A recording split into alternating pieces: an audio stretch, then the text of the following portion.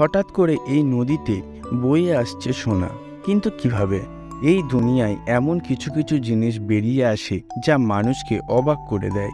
সম্প্রতি ইন্দোনেশিয়া থেকে এমন এক খবর সামনে এসেছে, ইন্দোনেশিয়ায় একটি সোনার দ্বীপের খোঁজ মিলেছে, যেখান থেকে সোনার গহনা, আংটি, বৌদ্ধ মূর্তির মতো বহু মূল্যবান জিনিসের সন্ধান পাওয়া গেছে।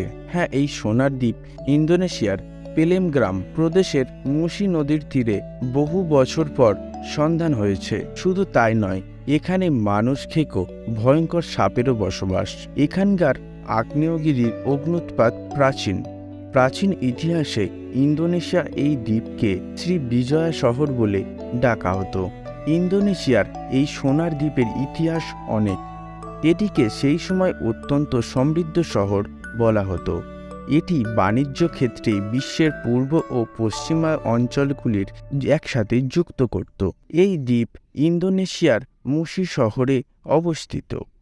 ইতিহাস থেকে জানা যায়, এখানে উপসাগরে সেই সময় রাজাদের যুদ্ধের কারণে শহরটি ধ্বংস হয়ে যায়। ঐতিহাসিকদের মতে পরাজয়ের পরও প্রায় 2 দশক ধরে বাণিজ্য চালিয়েছিলেন। জানা যায় 1390 সালের শ্রী বিজয় রাজা পরমেশ্বর যখন যুদ্ধের জন্য এলাকায় প্রবেশ করেন, সেই সময় প্রতিবেশী রাজার কাছে পরাজিত হয়েছিলেন। তারপর শ্রী বিজয়ার রাজার আশ্রয়ের জন্য অন্য পথ বেছে নেন।